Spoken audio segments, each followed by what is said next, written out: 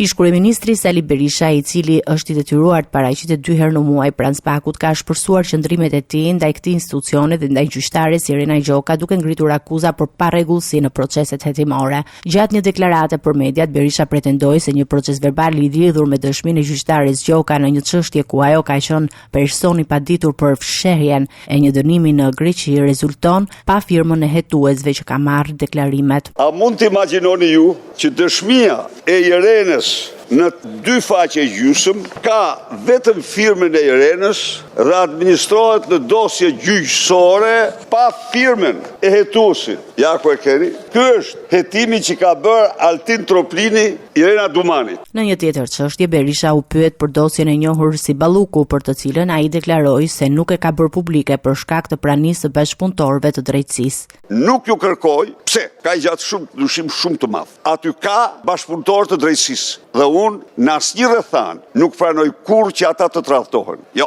për mua bashkëpunëtorët e drejtësisë janë njerëz shumë të çmuar. Pavarësisht se kanë bërë gabime, pavarësisht se kanë, por në fund të fundit i kanë thirrë vetes dhe kanë gjetur 1 miligram njëri dhe njerëzore që t'i shërbejnë shoqërisë me dëshminë e tyre. Dhe ata që kërkojnë që ne të nxjerrim në treg të penduarit dhe dëshmitarët e drejtësisë, ata gabohen, s'do ta gjejnë kurrë këtë. Në 30 prill në gjykatën e posaçme dëshmoi në gjyqin Partizani kallëzuesi çështjes Tauland Balla. Në dëshminë e tij ai deklaroi se Sali Berisha dhe dhëndri i tij duhet të mbajnë përgjegjësi ligjore për privatizimin e kompleksit. Për këtë çështje Sali Berisha është marrë i pandehur nga SPAK për korrupsion, ndërsa dhëndri i tij Amar Bërmalltezi akuzohet për pastrim parash. Procesi vijon në gjykatën e posaçme ku pritet të hidhen më shumë dritë mbi përgjegjësitë ligjore të përfshirëve.